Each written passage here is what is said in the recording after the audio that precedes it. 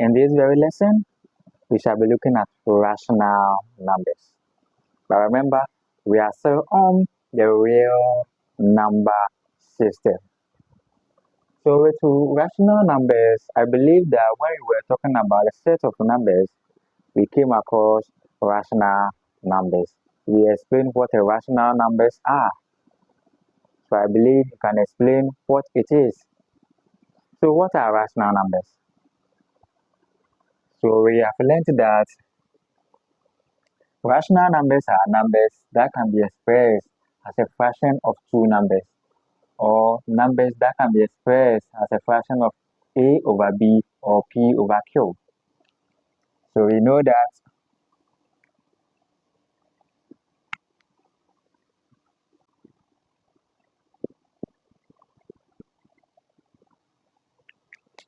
we have learned that rational numbers are numbers that can be expressed in the form p over q, where q is not equal to 0. And we were able to give examples of rational numbers. We learned that rational numbers take the form of fractions, percentages, terminating decimals, and non-terminating but recurring decimals.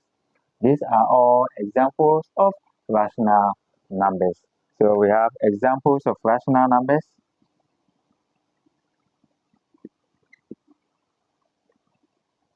So we have fractions, we have percentages such as 10%, 20%. We can also talk of terminating decimals such as 0.4, 0.25. We can also talk of non-terminating but recurring. So with that, we can also talk of 0.3 dots. This tells us that this decimal number is recurring, right? We can also talk of, let's say, 2.15 dot dot. This also tells us that this number is recurring. All these are examples of rational numbers. We are also going to learn how to convert or express a terminating decimal as a common fraction. That is what we are going to do today, expressing terminating decimals as a common fraction.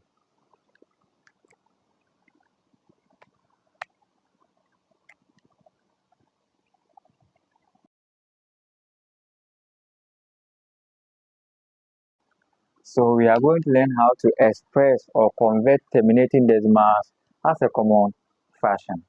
Now we know that examples of terminating decimals are,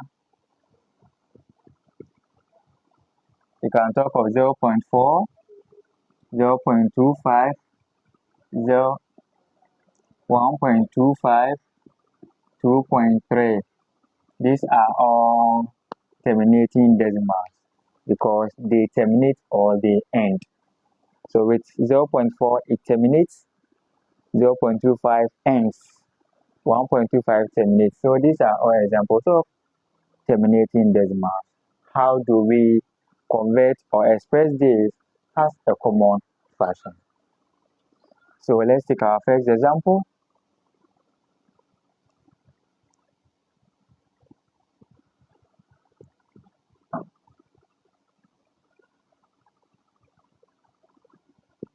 We have to express 0.4 as a common fraction.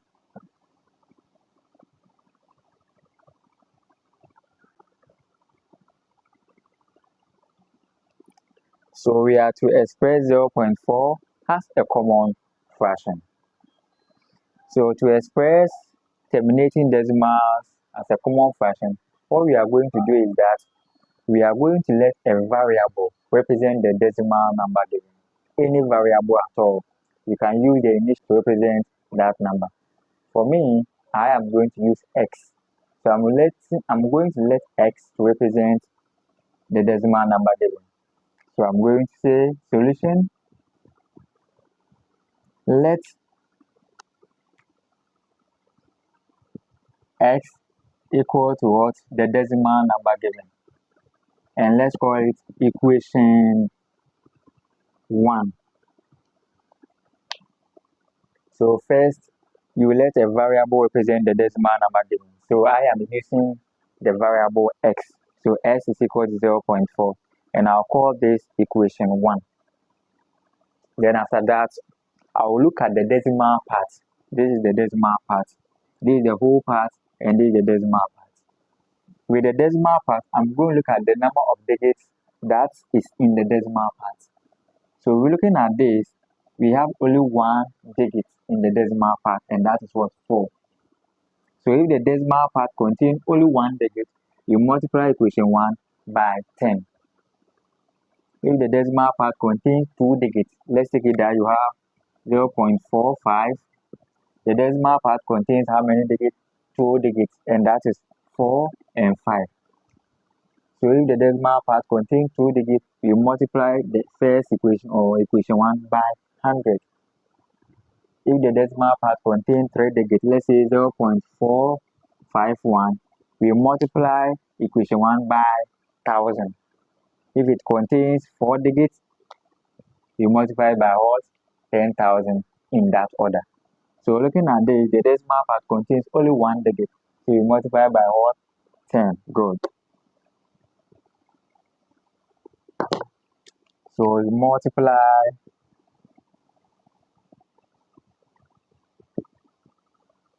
equation 1 by what?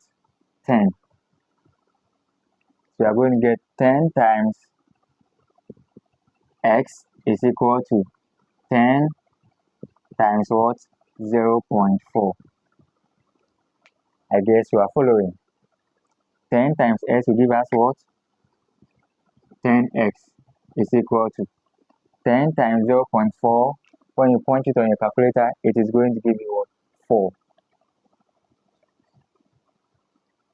Then after that, we are looking for x. So we divide both sides by 10. So we are divide here by 10, divide here by 10. This 10 will cancel this 10. We are left with what? X is equal to 4 over 10. But we can break it to its lowest form. So let's do that. 2 into 4, we have 2. And then 2 into 10, we have what? 5. So we are having our x is equal to what? 2 over 5. So you can say that 0.4 is equal to 2 over 5. We have expressed 0.4 as a common fraction. Now, if you really want to check if your answer is right, you can punch 2 over 5 on your calculator. You press equal to, and that's going to give you 0.4. In other way, you can punch 0.4 on your calculator, you press equal to, and then it's going to give you 2 over 5. So you can do the check-ins to see if your answer is really right. Let's take another example.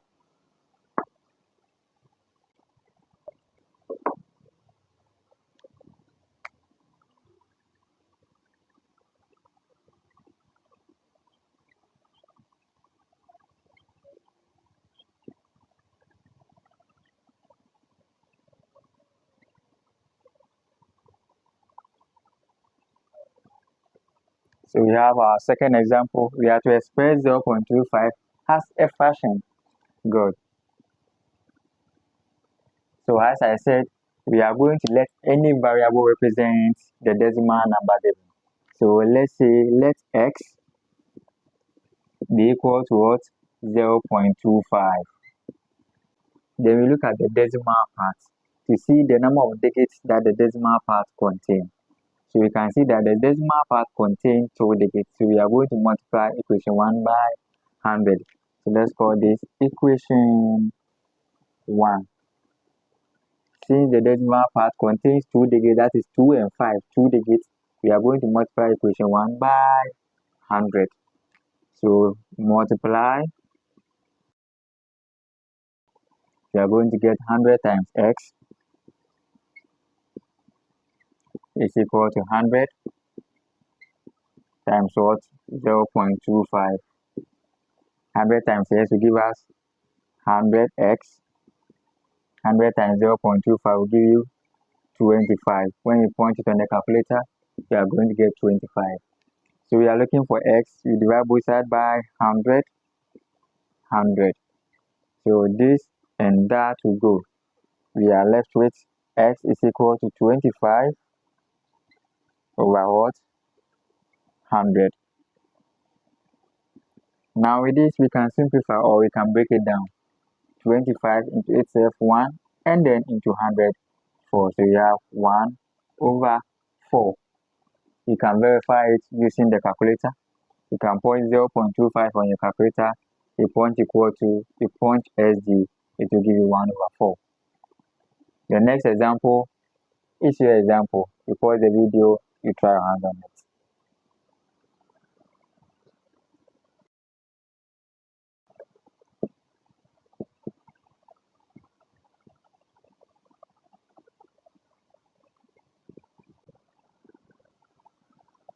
So this is your example.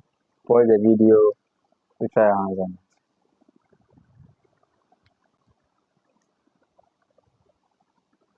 I guess you were able to solve it. What answer did you get? Let's solve it together to see if your answer is really right. So we have solution. So what are we going to do? We are going to let a variable, let's say x, equal to 1.25. Then after that, we count the number of digits in the decimal part. How many digits do we have in the decimal part? We have 2. So we are going to multiply this equation by 100. So 100 times x is equal to 100 times 1.25. 100 times x will give us 100x.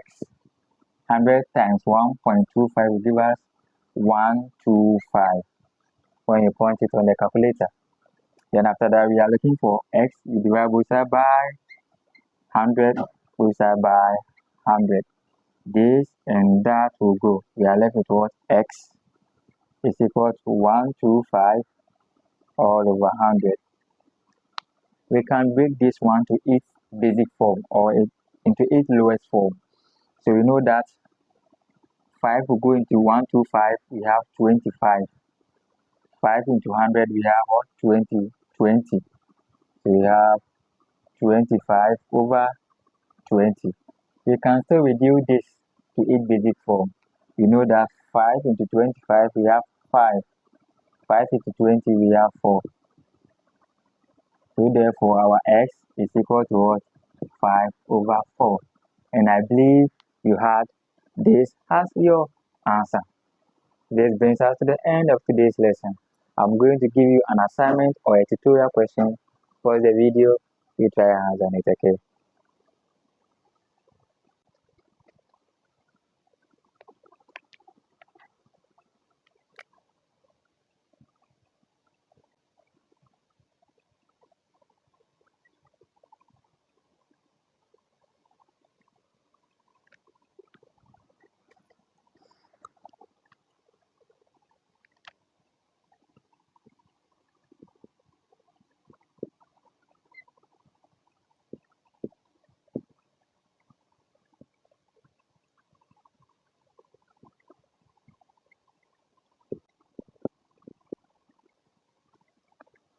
So these are your trial questions or your tutorial set questions. Write them down and then try your hands on it. This brings us to the end of today's lesson. See you tomorrow. Bye-bye.